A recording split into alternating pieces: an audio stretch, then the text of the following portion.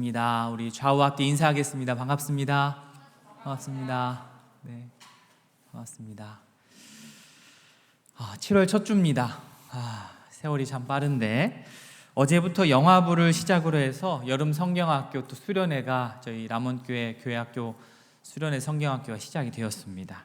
교회학교에서 교사로 섬기고 있는 우리 청년들 기쁨으로 잘 섬겨주시기를 바라고 또 아름다운 열매가 많이 맺혀지기를 저도 기도합니다. 교사로 섬기시는 분은 그렇게 앞장서서 섬겨주시고 교사 섬김을 안 하고 다른 섬김으로 하고 계신 분들은 역시나 이 책임감을 가지고 우리 교사들이 잘 섬길 수 있도록 우리가 도와주고 또 기도하면 좋겠습니다. 더불어 청년교구 수련회도 이제 딱 한 달 앞으로 다가왔습니다. 구체적인 광고는 다음 주부터 이제 나가게 될 텐데요. 기대하는 마음으로 모든 청년교구 지체들이 함께 기도하면서 기대하면서 준비해 가기를 소원합니다. 사람마다 성향 따라 좀 다르겠지만 여행을 하면 여행 간 그 순간도 너무나 좋지만 소중하지만 여행을 앞두고 준비하는 그 기간 2주, 3주 전부터 준비할 때 그 준비 기간이 참 기분이 좋고 또 마음도 설레고 또 기대도 되고 막 이러는 것 같아요. 그 준비하는 가운데 많이 배우고 또 누리고 하는 것을 보게 됩니다. 수련회도 마찬가지인 것 같아요. 수련회 당일도 너무나도 중요하지만 어쩌면 더 중요한 것이 수련회 당일을 준비하는 그 기간들, 그 기간들을 어떻게 보내느냐에 따라서 수련회 당일의 찬양과 말씀과 기도와 우리의 활동들, 그것이 내 인생에 미치는 영향이 훨씬 더 이렇게 많이 좌우가 되리라 생각을 합니다. 남은 한 달 잘 준비해서 우리 알찬 수련회를 만들어 가기를 바랍니다. 자, 우리 데살로니가 전서를 보고 있습니다. 바울은요, 데살로니가 성도들에게 가고 싶은 마음이 정말로 굴뚝 같았습니다. 지난주 살펴본 것처럼 바울이 데살로니가 성도를 향하여서 너희들은 우리의 영광이요 기쁨이니라 라고 고백할 정도였으니 얼마나 가고 싶었겠습니까? 거의 연애편지 수준 아닙니까? 그런데 상황이 허락치를 않았어요. 롱디인데 갈 수도 없었어요. 그래서 바울 자신은 아테네에 머물러 있으면서 디모데를 대신해서 보내기로 결정을 합니다. 1절과 2절 앞부분 보시면 이렇습니다. 이러므로 우리가 참다 못하여 우리만 아덴에 머물기를 좋게 생각하고 우리 형제 곧 그리스도의 복음을 전하는 하나님의 일꾼인 디모데를 보낸다. 자, 아덴에 머물기를 좋게 생각한다라는 말이, 이 어감이 좀 우리가 읽었을 때에 좀 오해를 불러일으킬 수도 있는데 바울이 데살로니가에 가는 것보다 아테네에 머무는 것을 더 선호했다는 말이 아닙니다. 그런 말이 아니고 정말 가고 싶은데, 정말 데살로니가 가고 싶은데 내가 정말로 마음을 추스르고 더 무리한 욕심을 내가 더 이상 내지 않고 마음을 정리하고서 자기는 이제는 너무나 힘들지만, 이렇게 결정하기가 힘들지만 아테네에 머물기로 이제 결정을 했다, 이렇게 얘기를 하는, 약간의 체념도 들어간 겁니다. 비록 그래서 자기는 그곳에 가지 못하지만 한 가지 아이디어를 낸 것이 바울 대신에 다른 사람을 보내는 방법이었고, 그 사람 이름이 누구죠? 디모데라는 이름 여러분 익숙하지 않습니까? 예. 한동안 청년교구 예배를 통해서 디모데전서, 디모데후서를 저희가 좀 집중해서 본 그 기간이 있었습니다. 그 디모데하고 같은 디모데입니다. 바울의 오른팔이라고 해도 과언이 아닌 그러한 사역자입니다. 바울 주변에 디모데만 있었던 것은 아닙니다. 여러 동역자들이 있고 사역자들이 있었는데 디모데가 나름 젊은 사역자였습니다. 신입이었습니다. 나이도 어리고 그래서 얼굴도 외부에 덜 노출이 됐고, 그런데 매우 유능한 사역자, 준비된 사역자였습니다. 그래서 그를 데살로니가에 보내기로 작정을 합니다. 자, 그런데 디모데를 보낸다고 하면서 디모데를 이제 소개하잖아요. 소개를 하는데 어떻게 소개하느냐? 2절 앞부분 다시 한번 보시면 디모데라는 말 앞에 여러 형용사들이 축축축 붙는 것을 보게 됩니다. 보시면 우리 형제 곧 그리스도의 복음을 전하는 하나님의 일꾼으로 디모데를 수식합니다. 간만에 영어 공부 좀 해볼까요? 영어로는 어떻게 돼 있죠? who is our brother, co-worker in God's service in spreading the gospel of Christ라고 되어 있습니다. 그 다음 메시지 성경 보겠습니다. 메시지 성경은 같이 한번 읽어볼까요? 이건 더 잘 이해되는 것 같아요. 시작. 그는 믿음 안에서 형제이자 동료이며 메시지를 전파하고 그리스도를 전하는 하나님의 사람입니다. 디모데가 누군지 좀 느낌이 오십니까? 바울이 소개하는 디모데는 이렇습니다. 형제, 그렇죠? 아까 NIV에서도 그렇죠. brother, our brother. 브라더, 여러분 브라더 하면 무슨 생각 납니까? 신세계 영화 봤는지 모르겠어요. 어이 브라더, 그죠? 어이 브라더. 참 미니 잘하는데 끈끈한 관계가 느껴지는 단어 아닙니까? 브라더, 그죠? 형제. 디모데는 바울의 형제였고 하나님 일에 있어서 동역자, 코워커, 펠로우 워커였습니다. 동역자였습니다. 그런데 그 하나님의 일이라는 것은 우리가 잘 알듯이 그리스도의 복음을 전하는 일이었습니다. 여러분, 어느 자리에 어떤 사람이 나를 제3자에게 소개하는 그러한 경우를 여러 번 겪어보셨을 거예요. 또 앞으로도 겪게 되실 겁니다. 여러분 이제 뭐 파티 같은 데 가시면, 그죠? 딱 이 사람은 누굽니다라고 이제 소개할 거 아닙니까? 그런데 그 매우 짧은 시간이지만, 매우 짧은 이야기이지만 그 소개의 그 문구 안에 참 많은 것들이 함축되어서 나타납니다. 이렇게 소개할 수도 있죠. 정말 일 열심히 하는 친구입니다. 나를 소개하는데, 또 나를 소개하는데 정말 재미있는 형님이세요. 참 따뜻한 언니세요. 이렇게 소개하기도 하고, 때론 이럴 수도 있겠죠. 정말 지치지 않고 잘 마시는 오빠예요. 이렇게 소개를 받을 수도 있겠습니다. 여러분은 어떠한 소개말이 여러분의 이름 앞에 붙기를 원하십니까? 찬양을 정말로 진심으로 열심히 하는 누구누구입니다. 선교에 정말로 열정이 있는, 매년마다 단기 선교에 가는 그런 친구입니다. 1:1 양육 훈련에 있어서 정말 우리 교회 탑 베테랑입니다. 교회 안에 있는 많은 아싸들을 인싸로 만드는데 아주 탁월한 지체입니다. 큐티를 꾸준히 하는, 그래서 그 열매를 맺고 있는 누구누구입니다. 어려운 지체들을 보면 그냥 지나치지 않는 라몬의 섬김의 아이콘입니다. 이 지체가 없으면 예배가 진행이 잘 안 됩니다. 정말 다각도로 예배 진행을 살피는 그러한 귀한 지체입니다. 눈물로 기도하는 우리 라몬의 기도의 선배님입니다. 기타 등등등등. 자기 입으로 자기 이름 앞에 이러한 형용사들을, 이러한 수식어들을 붙이는 게 조금 부끄럽죠. 그죠? 우리 유교적인 문화 가운데 살아가지고 내가 어떻게, 그죠? 좀 부끄러울 수 있는데, 그러나 먼저는 마음의 소원을 품었으면 좋겠습니다. 내가 이러한 수식어로 내가 소개가 되었으면 참 좋겠다. 정말 아름다운 소원 아닙니까? 물론 내 입으로 발음하기 어렵다면 여러분 옆에서 부지런히 좀 해주셨으면 좋겠어요. 이런 것은 돈이 전혀 들지 않는 것이기 때문에, 물론 조금 쑥스럽긴 하겠지만 자주 해야 됩니다. 옆에서 얘기해주면 처음에는 조금 부끄럽고 의심도 되죠. 내가 그 정도는 아닌데? 나를 그렇게 생각하나? 그러면서 처음엔 기분이 조금 좋으면서 앞으로 정말 그렇게 더 살아가고 싶은 마음이 들고 정말 그런 사람이 되어버립니다. 기도 많이 안 하는데 동생들이 우리 언니 진짜 기도의 언니예요 막 그러면 내가 기도를 많이 하나? 기도 더 해야 되겠다. 그런 마음이 드는 거죠. 감사한 마음을 가지고 정말 그렇게 살려고 애를 쓰게 됩니다. 정말 그런 사람이 되어 갑니다. 바라기는 람청의 모든 지체들이 오늘 바울이 디모데를 소개하는 것처럼 하나님의 일, 복음 전파 사역에 있어서 이 사람이 정말로 나의 동역자입니다 라는 소개가 여러분 소개말 앞에 다 멋지게 붙을 수 있기를 바랍니다.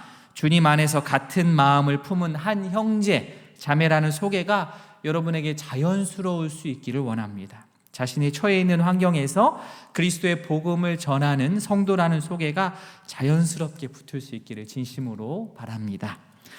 자, 오늘 본문에서 바울이 디모데를, 자기가 가고 싶었지만 못 가니까 디모데를 보내면서 디모데를 그들에게 보낸 목적을 이야기하는데 크게 세 가지입니다. 오늘 이 세 가지 하고 마치게 될 텐데요. 차례차례 살펴보면 첫 번째 2장 뒷부분 한번 보겠습니다. 2장 뒷부분 같이 봅니다. 시작. 이는 너희를 굳건하게 하고 너희 믿음에 대하여 위로함으로. 자, 첫 번째 이유, 그들을 굳건하게 하고 그들의 믿음에 대해서 위로하기 위해서 디모데를 데살로니가로 보내는 겁니다. 굳건하게 한다라고 하는 것은 이제 예수님을 알게 된, 복음을 받아들인 사람을 견고하게 착 세우는 것을 말합니다.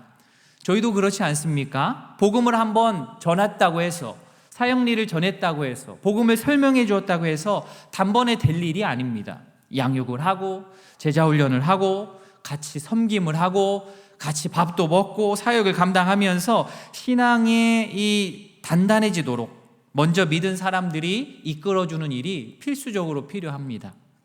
또한 위로한다라고 하는 것은 그들이 복음을 수용하고 받고 복음대로 지켜서 살아가는 과정 중에 만날 수밖에 없는 그 어려움 가운데 그들이 넘어질 수 있지만 넘어져서 일어날 수 있도록, 고꾸라지지 않도록 힘을 내서 다시 일어날 수 있도록 격려하는 것을 말합니다. 그들의 믿음에 대해서 위로하기 위해서 디모데가 그들에게로 갑니다. 파송됩니다. 그런데 디모데는 가서 데살로니가 성도들의 어려움을 다 해결해주는, 대신 해결해주는 해결사로 가는 것이 아닙니다. 그들을 핍박하는 유대인들을 가서 막 다 처단하려고 어떤 무기를 들고 가는 것이 아닙니다. 상황이 여전히 어렵습니다. 유대인들의 핍박이 여전합니다. 그런데 그 가운데에서 견뎌낼 수 있도록 지금 잘 하고 있고 맞는 길을 가고 있고 그렇게 말해주면서 같이 그곳에서 견뎌주는 것, 그것이 바로 위로입니다. 람원 청년교구에 있는 모든 지체들이 바로 이러한 마음과 자세를 진심으로 소유하기를 원합니다. 누군가에게 가서 여러분이 그들의 신앙을 굳게 하고 위로하는 그 사역을 한 사람도 우리가 빠짐없이 감당해 나아갈 수 있기를 원합니다. 그런 인물로 세워가는 것이 교회의 우선하는 목표입니다. 먼저는 앞장서서 섬기는 지체들, 특별히 우리 청년교구에서는 간사님들 계시지요? 우리 조장님들 계십니다. 여러분들의 사역을 통해서 조원들이, 또 동료들이, 동생들이 믿음이 굳건해지고 어려움 가운데 여러분을 만나서 위로를 얻는 그런 일들이 활발하게 일어날 수 있기를 진심으로 소원합니다. 자, 두 번째로 다음 3절을 보겠습니다. 3절 앞부분입니다. 자, 같이 보면 시작. 아무도 이 여러 환난 중에 흔들리지 않게 하려 함이라. 자, 바울이 디모데를 그들에게 보내는 두 번째 이유, 여러 환난 가운데 흔들리지 않게 하려고 디모데를 보냅니다. 여기서 흔들린다라고 하는 것은 어원적으로 따져보면 강아지가 꼬리를 흔드는 것을 말합니다. 물론 강아지가 꼬리를 흔들면 매우 귀엽지요. 반갑고 좋지만 여기서 이 사람들이 쓰는 개가 꼬리를 흔든다는 이런 어원은 좋지 않은 의미에서의 표현입니다. 아첨하는 겁니다. 귀여움을 떠는 게 아니라 아첨하고 헷갈리게 하고 아양을 떠는 겁니다. 사실 개보다는 사람에게 사용할 때 더 느낌이 확 오지요. 그렇죠? 우리가 뭐 아침 드라마 같은 데 보면 그죠? 여기가 어디라고 꼬리를 쳐 그러잖아요. 그죠? 꼬리를 치는 거는 그런 안 좋은 의미의 꼬리 치는 겁니다. 데살로니가 성도들이 이리저리 흔들리지 않도록, 그죠? 흔들리도록 사람들이 주변에서 이런저런 말을 던지는 일이 있는데 거기에 그 좋지 않은 꼬리침에 헷갈리지 않도록, 흔들리지 않도록 디모데를 가서 그 부분을 도와주기 위해서 디모데를 파송합니다. 그러면서 약간 좀 센 표현, 좀 리얼한 표현을 하나 합니다. 사실 이제 막 예수 믿기 시작한 데살로니가 성도들에게 그들의 믿음을 굳게 하고 어려움 가운데 견디는 그들을 위로하고 환난 가운데 흔들리지 않기를 원하고 있고, 그런데 그 가운데 바울이 밝히고 짚고 넘어가는 것이 하나 있는데 그것이 무엇이냐? 이 어려움, 이 환난이라는 것이 완전히 생소한 말은 아니다라는 말을 짚고 넘어갑니다. 지금 여기서 내가 이 얘기 처음 하는 것 아니야 라는 겁니다. 바울이 예전에 언급한 적이 있습니다. 즉 이 말이 무엇이냐면 안 올 것이 갑자기 온 거가 아니라는 거죠. 원래 없어야 되는데 와서 억울해하지 말라는 거죠. 어차피 오게 되어 있었던 것이다. 그리고 내가 얘기를 안 해서 놀래킨 것도 아니고 내가 예전에 얘기를 했었다. 올 것이 온 것이지요. 오늘 설교 제목이 무엇이죠? 올 것이 왔다. 올 것이 온 것뿐이다. 이야기를 좀 센 말이지만, 좀 딱딱한 말이지만, 어려운 말이지만 그들에게 전합니다. 3절 말씀 보시면 아무도 이 여러 환난 중에 흔들리지 않게 하렵니다. 우리가 이것을 위하여 세움받은 줄을 너희가 친히 알리라. 이것을 위하여 세움받은 줄을 너희가 친히 알리라. 이 말이 조금 이해가 확 한 번에 안 될 수 있는데요. 영어 공부 하던 김에 좀 더 합시다. 맨 뒤에 so that 하고 맨 뒤에 we are destined for them. destiny 여러분, destiny죠? 운명이다. 뭐가 운명이라는 거예요? 환난이라는 것이 이거는 우리에게 운명이 지워져 있었다라는 거예요. 세 번역 보겠습니다. 같이 읽습니다. 아무도 이러한 온갖 환난 가운데서 흔들리지 않게 하려는 것입니다. 여러분도 아는 대로 우리는 이런 환난을 당하게 되어 있습니다. 좀 센 표현이죠. 막 그렇게 유쾌한 표현은 아닙니다. 데스티니, 뭐가 운명? 환난이 운명이다. 예수를 믿고 예수를 알고 복음을 받아들이면 환난을 만나는 것이 뭐라고요? 그거는 운명이라는 거예요. 네. 왜 그렇습니까? 세계관이 맞지 않으니까. 삶의 목적이 달라지니까. 삶의 태도가 달라지니까. 갈등이 있고 더 나아가서 환난이 있고 그게 너무나도 당연한 일이니까 오늘 바울이 표현하길 그것은 운명이다. 크리스찬에게 있어서 환난은 운명이다. 우리나라 말로 하면 뭐라 그럴까요? 팔자다. 팔자다. 전도할 때 사실 여러분 예수 믿으면 고생한다는 말 합니까? 안 합니까? 잘 안 합니다. 그렇게 하면 처음부터 겁먹고 도망갈까 봐 저희 말 그렇게 잘 안 하지요. 예수 믿으면 좋다고 합니다. 예수 믿어서 천국 가자고 합니다. 죄로부터 자유함을 누릴 수 있다고, 자유할 수 있다고, 믿는 사람들끼리 모여서 같이 사랑하고 예배하고 교제 나누면 너무 좋다고, 라몬교회 점심 국수가 진짜 맛있다고 막 이런 얘기 하는 거예요. 지역사회 봉사하면 뿌듯하다고 이런 정도 얘기를 합니다. 그렇게 신앙생활을 함께 시작하게 됩니다. 그런데 그게 전부입니까? 아니요. 너무나도 맞는 사실들이지만 그게 전부는 아닙니다. 예수 믿으면 그 순간부터 예전에는 예수 믿기 전에는 별로 그렇게 나를 괴롭게 하지 않았던 질문들이나 어떠한 물음들이나 고민과 갈등들이 그때부터 시작이 됩니다. 머리 아프죠. 두통이 막 찾아옵니다. 내가 왜 이걸로 고민을 해야 되지? 내가 왜 이걸로 갈등을 해야 되지? 그때 그 순간부터 내 몸이 내게 아닌 게 되는 거예요. 내 돈이 아닌 것을 알기 시작하는 겁니다. 바울은 이 부분을 뒤로 미룬다고 숨긴다고 될 일이 아니라고 보고 처음부터 이야기를 한 겁니다. 교육을 한 겁니다. 쉽게 말해서 교회 새가족이 왔어요. 새가족 교육할 때 앞으로 교회 다니면 그죠? 어이 브라더 하면서 이제 친한 척 하고요. 그 다음에 고난과 환난 어쩔 수 없이 마주하게 될 것이라고 새가족 교육 사주하는데 그냥 처음부터 첫 판에 그냥 예수 믿는 거 장난 아닙니다. 환난이 있을 것입니다. 그 얘기를 하는 겁니다. 4절이 그 내용입니다. 4절 말씀 같이 한번 읽어봅니다. 시작. 우리가 너희와 함께 있을 때에 장차 받을 환난을 너희에게 미리 말하였는데 과연 그렇게 된 것을 너희가 아느니라. 오해는 하지 마십시오. 바울이 데살로니가 성도들이 환난 당하는 거를 보고선 아이고 좋네 잘 됐네 이런 얘기가 아니라 올 것이 왔다는 거예요. 올 것이 왔다는 거예요. 당황하지 말라는 겁니다. 지금 환난 중에 있다고 너무 억울해하거나 어려워하거나 당황하지 말라는 말입니다. 왜 그렇습니까?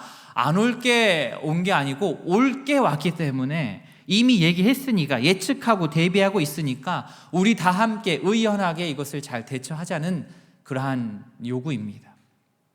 고난은 어쩌면 예수 믿는 자에게 당연한 것들입니다. 왜 그렇습니까? 예수님이 고난당하셨기 때문입니다. 예수님의 제자들이 고난을 당했기 때문입니다. 바울이 고난을 당했고 바울 일행이 고난을 당했기 때문입니다.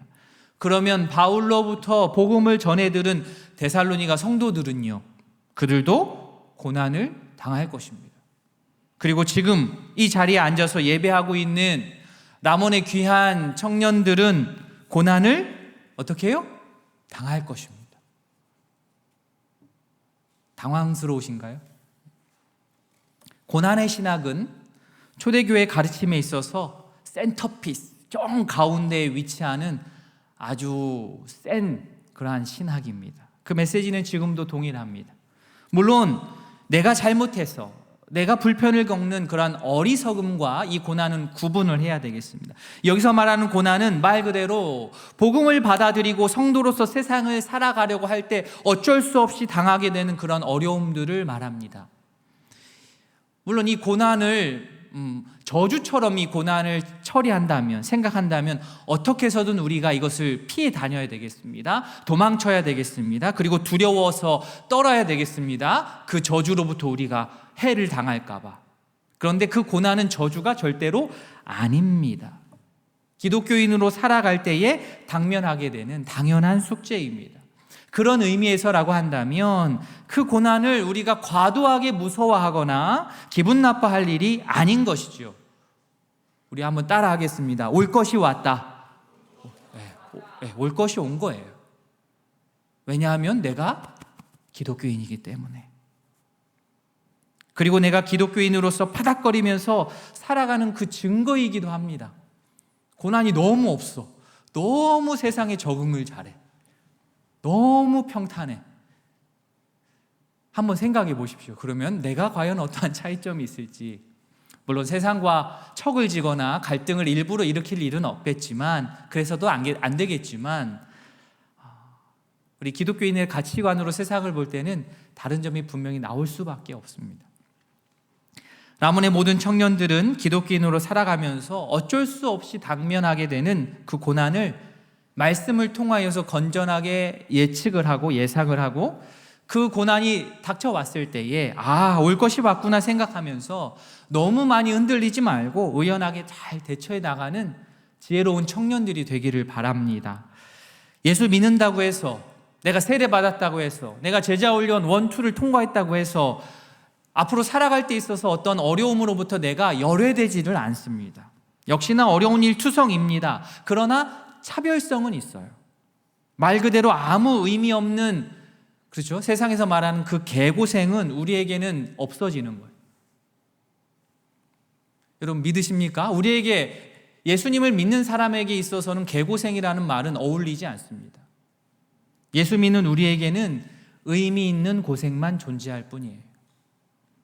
예수님을 만나게 될 그날까지 우리는 수많은, 그리고 여러 종류의 고난을 만나게 될 텐데, 오늘 말씀을 꼭 기억하셔서 그 고난들이 우리에게 의미 있는 인생의 사건들이 다 되시기를 바랍니다.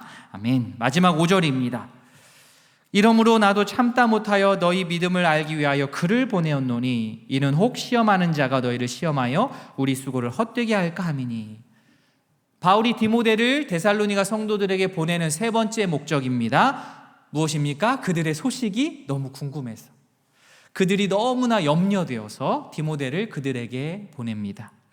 당시 어떤 통신 수단이 마땅한 것이 없다 보니까 이렇게라도 할 수밖에 없었습니다. 바울의 심정이 좀 공감이 되지 않습니까? 나도 참다 못하여. 무엇을 참지 못해서 디모데를 보냈느냐? 데살로니가 성도들이 지금 이 어려운 상황 가운데에서 잘 버티고 있는지, 그때 자신들이 전했던 복음을 제대로 붙들고 있고 환난이 오고 있는데 이 환난을 잘 넘어가고 있는지 걱정이 되고 궁금하고 염려되는 마음이 커서 그 상황을 알아보고자 디모데를 그들에게 보냅니다. 우리가 단기 선교를 하다 보면 작년에 갔던 곳을 다시 가지 않고 또 다른 곳을 가기도 하고 막 이렇게 매년마다 선교지가 바뀌기도 하지만, 때로는 3년, 5년 동안 한 지역을 매 여름마다 혹은 매 겨울마다 지속적으로 가게 되는 단기 선교도 있습니다.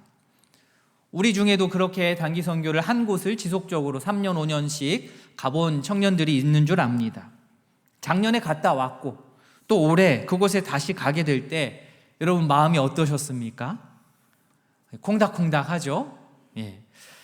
당연하게 작년에 그곳에 가서 함께 나누었던 말씀, 그때 같이 했던 기도, 같이 했던 활동, 신앙의 다짐과 결단, 그렇게 하고 1년이 벌써 지난 거예요. 1년 동안 어떻게 그분들이, 그 학생들이 잘 그것을 실천하며 지내는지 정말 궁금한 겁니다. 신앙적인 부분 아니고도 그냥 인간적인 면으로도 그때 좀 몸이 아프다고 하셨던 그 집사님, 그 할아버지, 할머니는 좀 몸이 좀 좋아지셨는지 생각이 많이 납니다. 근데 1년 만에 다시 가서 만나 뵀는데 더 건강해지시고 그 동네 교회가 그동안 교회가 더 활발해지고 찬송을 몰라서 찬송도 잘 안 하셨던 분이 앞에 나와서 막 찬양 인도하고 막 그러면 여러분 마음이 막 훈훈해지는 거죠.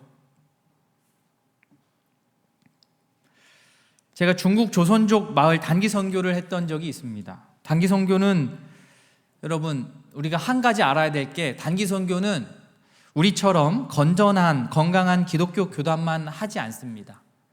이단들도 단기 선교 나가요. 딱 오늘 본문 데살로니가 성도들의 상황하고 너무 유사합니다. 저희 팀이 가서 말씀으로 섬기고 봉사하고 거기 아이들 여름 성경학교 막 해주고 기도하고 그러고 돌아왔는데 들려온 소리가 뭐냐면 무슨 이단이 저희가 떠난 다음에 그 다다음 주인가 들어간 거예요. 그 지역을 똑같이 가가지고 물량 공세, 선물 공세 펼치면서 사람들에게 오늘 3절 말씀처럼 꼬리를 흔드는 일이 발생했다고. 그러면 여러분 마음이 어떠시겠습니까? 가슴이 졸이죠. 혹시나 그들이 화려한 선물에 혹은 눈앞에 어떤 금전적인 보상에 흔들릴까 봐 기도가 절로 나옵니다. 저희가 전했던 그 복음을 제대로 붙들고 있기를 바라는 마음이 간절한 것이죠. 중국뿐입니까? 인도도 마찬가지입니다. 인도뿐입니까? 아프리카, 탄자니아도 마찬가지였습니다. 여러분 진짜 제가 영적 전투 이런 말 별로 쓰는 거 별로 좋아하지 않는 사람인데 진짜 이건 전투더라고요. 전투도 이런 전투가 없습니다.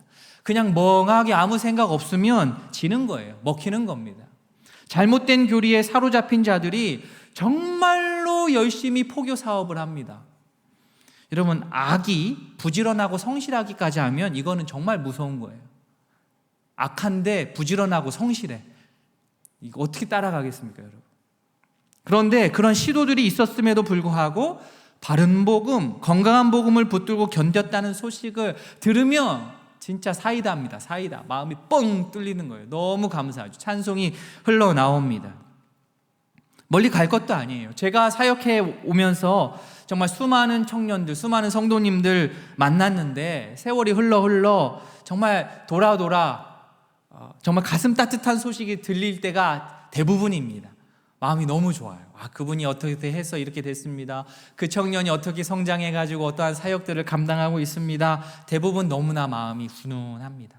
그런데 안타깝게도 반대의 경우도 종종 경험하게 됩니다. 10년, 20년 후에 들려질 여러분, 이곳에 있는 여러분의 소식이 정말 가슴 따뜻한 훈훈한 소식이기를 진심으로 간절하게 제가 기도합니다. 아멘. 아멘. 제가 10년 후에 20년 후에 여러분 다 점검할 거예요. 점검할 거니까 어디 도망가거나 숨을 생각하지 마시고 바른 복음에 똑바로 서 있는 아주 멋진 청년들로 또 성도들로 잘 성장할 수 있기를 바랍니다. 말씀을 정리하겠습니다. 오늘 말씀 우리가 잘 기억하고 고난이 다가오면 오늘 설교 제목처럼 어떻게 해요? 올 것이 왔다. 올 것이 왔음을 여러분 직감하고 인정하고 마음 굳게 먹고 잘 헤쳐나가기를 바랍니다. 그로 인해서 우리는 결국 성숙해질 것이고 더욱더 예수님을 닮게 될 것입니다. 서로가 서로의 믿음을 굳게 하는 람원의 청년의 지체들이 되기를 바라고 또 서로가 서로에게 위로를 주는 신앙의 아름다운 공동체를 우리가 일구어 갈 수 있기를 바랍니다. 그래서 이렇게 저렇게 우리를 혼란스럽게 하는 소리에 우리가 과도하게 흔들리지 않고 말씀에 굳게 서는 아름다운 라몬의 청년들이 다 될 수 있기를 진심으로 소원합니다.